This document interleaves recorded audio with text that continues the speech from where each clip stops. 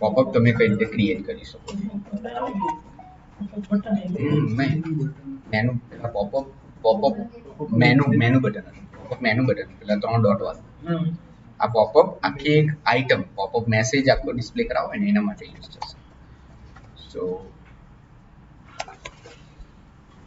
Elevated button એટલે same raise button જે હતું એમાં હવે એલિવેટેડ બટન છે ઓકે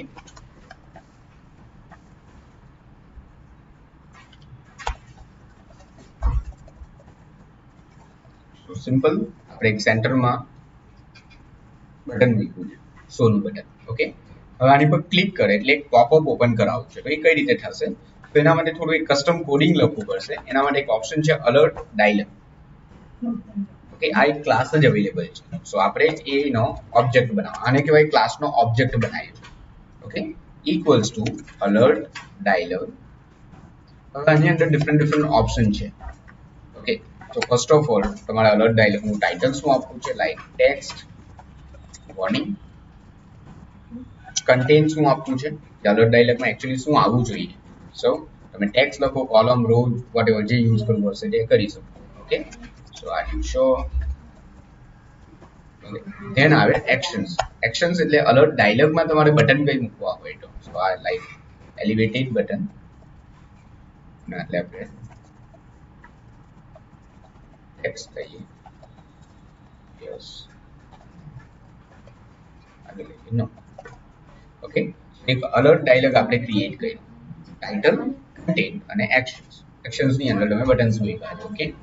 નાઉ આ જસ્ટ અલર્ટ ડાયલોગ બટન થશે શું જેવું બટન ક્લિક થશે એટલે અલર્ટ ડાયલોગ ક્રિએટ થશે તમારે શો કરાવવો હોય તો એના માટે પાછી એક અલગ મેથડ આવે શો ડાયલોગમાં કન્ટેક્સ્ટ હા અલર્ટ ડાયલોગ ની નીચે એની નીચે જ ઓકે સો આટલે બિલ્ડરમાં પાસ કરવાનું કોન્ટેક્સ્ટ અને આટલે જસ્ટ ખાલી રિટર્ન અલર્ટ કે ભાઈ તમારે કયું ડાયલોગ શો કરાવો છે તો આ અલર્ટ ડાયલોગને આપણે એક નામ આપ્યું છે અલર્ટ તો એ મારે શો કરાવો છે ઓકે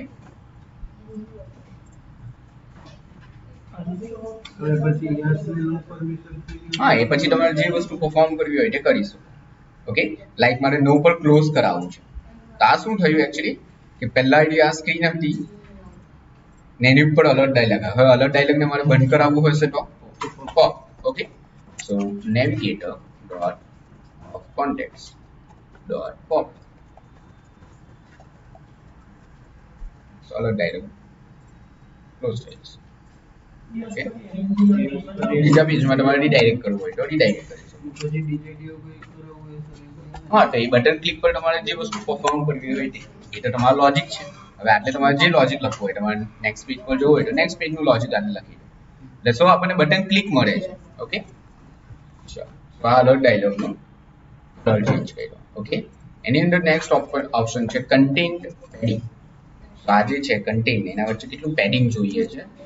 નોર્મલ આટલો ઓપ્શન છે 15 પેડિંગ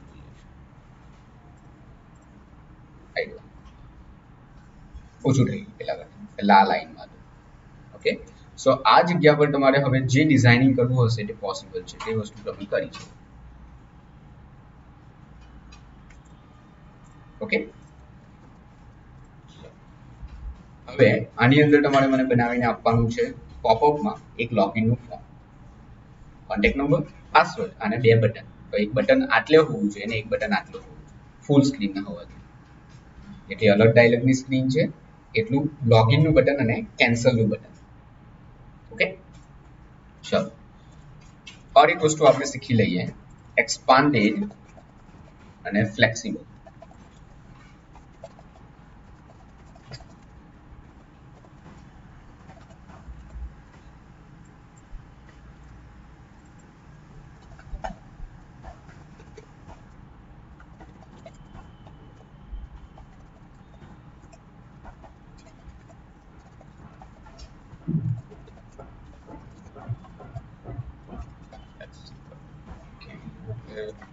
body layer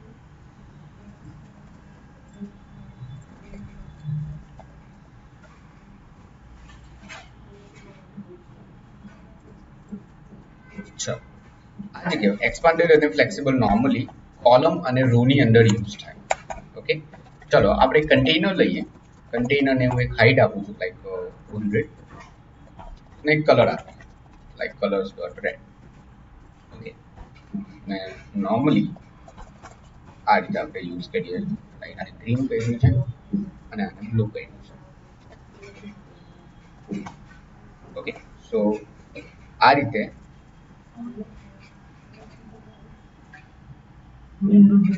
ઓકે, સો આ રીતે આપણે આપેલું છે. સો જો આની અંદર થયું શું કે આટલી જગ્યા તમારી વેસ્ટ ગઈ.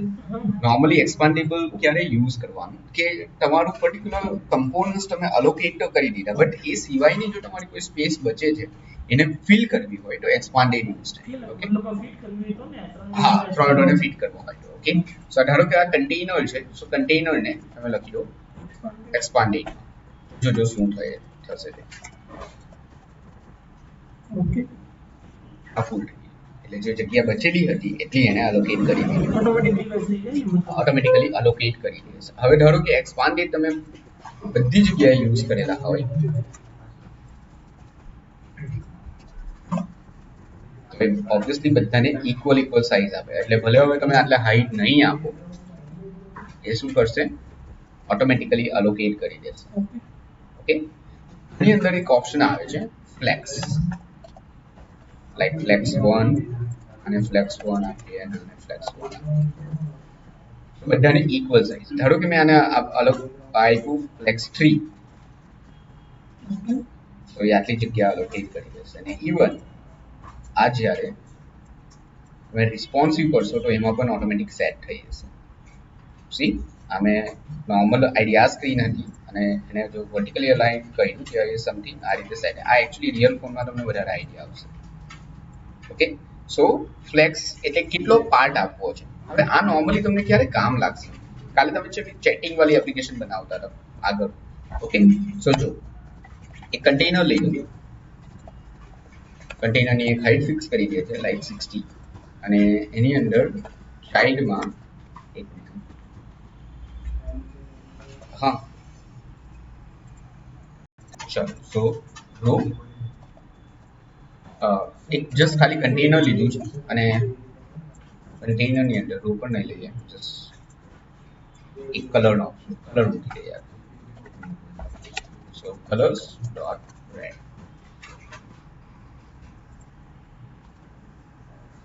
ઓકે, આપણું આ રીતે કન્ટેનર ક્રિએટ કર્યું, બરાબર. હવે જોજો એક્સપાન્ડેડ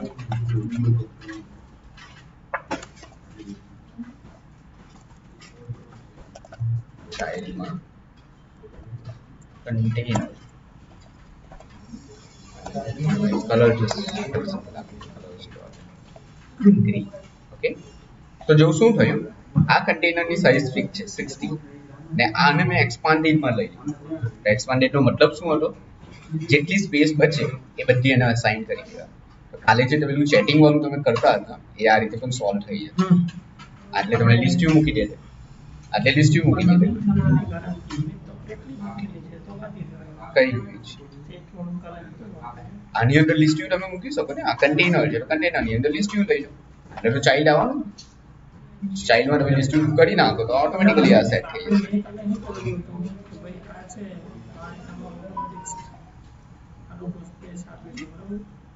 એ તો તમે વીથ આપેલી હતી, આજે છે એ લિસ્ટ વ્યૂ ને વીથ આપેલી હતી, કન્ટેનરને વીથ આપેલી હતી. સો તમે આટલે ચાઇલ્ડ લઈ લો,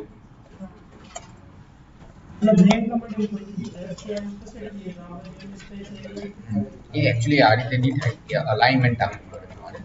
આ રીતે પછી તમે લિસ્ટ વ્યૂ યુઝ કરી શકો. આ કન્ટેનરની તમે ફિક્સ કરી દો વિથ, તો એટલા પાર્ટમાં જ આવશે. ઓકે,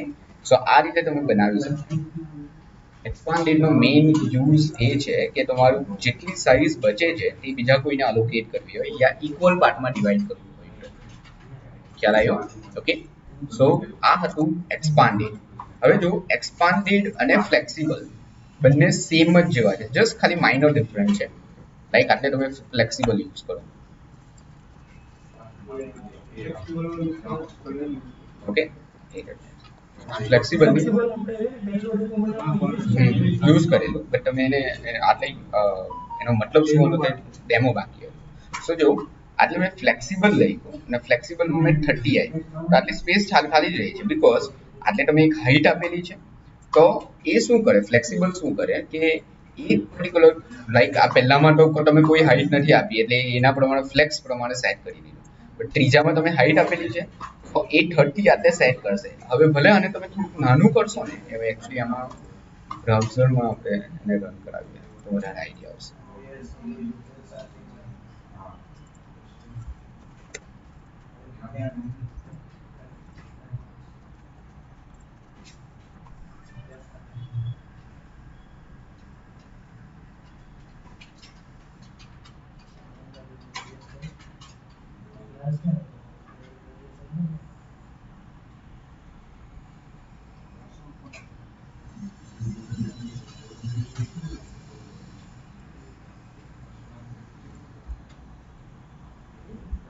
ઓકે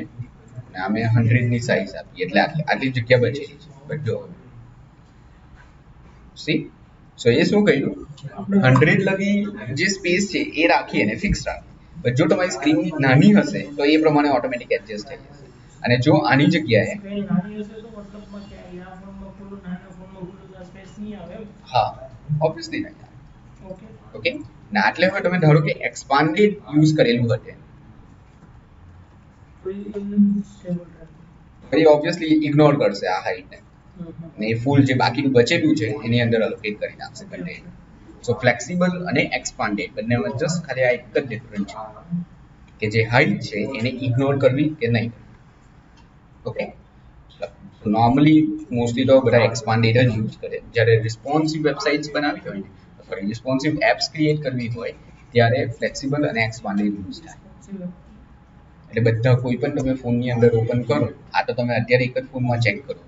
જ્યારે તમે આઈટી કંપનીમાં કામ કરો ત્યારે 5 ફોન તમારી પાસે મૂકેલા હોય ડિફરન્ટ સ્ક્રીનના જો તમે જ્યારે ટેસ્ટિંગ કરો તો ટેસ્ટિંગ તમારે બધા ફોનમાં કરવું પડે 90% તો એપ સેટ થઈ જ જાય બધા ફોનમાં તો પણ તમારે એને રિસ્પોન્સ અમુક ટાઈમ તમારે બધા પેજ ચેક કરવા પડે તો એ લોકો તમને ચેક કરવા માટે 5 ફોન આપે અને ઇવન એ લોકો 5 ઇમ્યુલેટર ક્રિએટ કરે હા તેના માટે તો ટેસ્ટ જ બેસાડેલા બરાબર પણ તમારે એઝ અ ડેવલપર પણ અમુક ટેસ્ટિંગ કરીને ચાલવાનું અત્યારે આ 6 ઇંચની સ્ક્રીનનો ફોન બનાવેલો તો તમે 5 ઇંચની સ્ક્રીનનો બનાવો 4 ઇંચનો બનાવો એ બધામાં ચેક કરો સો જ્યારે તમે કામ કરવા બેસો ત્યારે એ લોકો 5 ઇમ્યુલેટર આટલે ઓપન કરેલા પાંચે પાંચમાં રન થયું સો બધામાં તમને ખબર પડી જાય કે કયામાં શું બતાવે એટલા માટે સ્ક્રીન આટલી મોટી સો એક સાઈડ એન્ડ્રોઇડ સ્ટુડિયો ને એક સાઈડ પાંચ ઇમ્યુલેટર એમ ગોઠવેલા ઓકે ચાલો સો આ હતું એક્સપાન્ડેડ ફ્લેક્સિબલ અને અલગ ડાયલ અલગ હા એક આટલે તમે આ કરો ને હવે આટલે ઇવન હું આ ફોનની આની અંદર રન કરું બરાબર તો આ 2 રન થઈ ગયા સો બંનેમાં રન થશે આમાં પણ રન થશે ને આમાં પણ રન થશે સો એ લોકોએ આ રીતે એટલે 5 ઇમ્યુલેટર બનાવેલા પાંચે પાંચમાં રન કરીને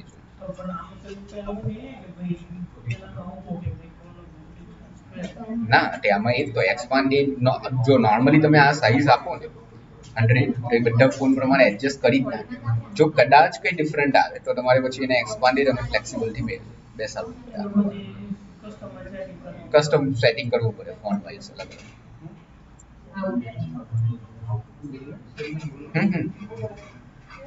ચલો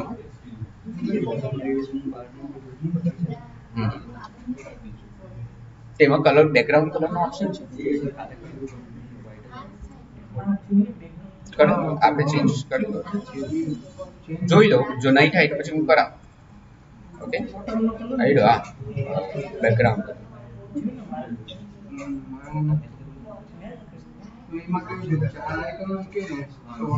તે તો એ પેલું કરવાનું હતું તમારે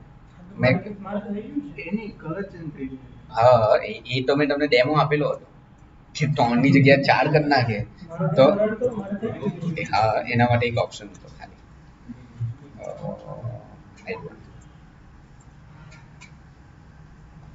એક ઓપ્શન એડ કરી દો ને ટાઈપ બોટમ નેવિગેશન બાર ટાઈપ ડોટ ફિક્સ એટલે ફિક્સ થઈ ગયા 4 ખાલી આ એક ઓપ્શન મૂકવાનું એક તો તમને ડેમો આપેલો ત્રણ ડેમો કીધેલા હતા મેં તમને કે 4 આઇકન મૂકે તો શું થાય, પેલો ડોક કરવાનું છે એક. ચાલો જો હવે આપણે ઓલમોસ્ટ બધા જ વિજેટ કમ્પ્લીટ કર્યા છે જે મેઇન એપની અંદર યુઝ થાય છે.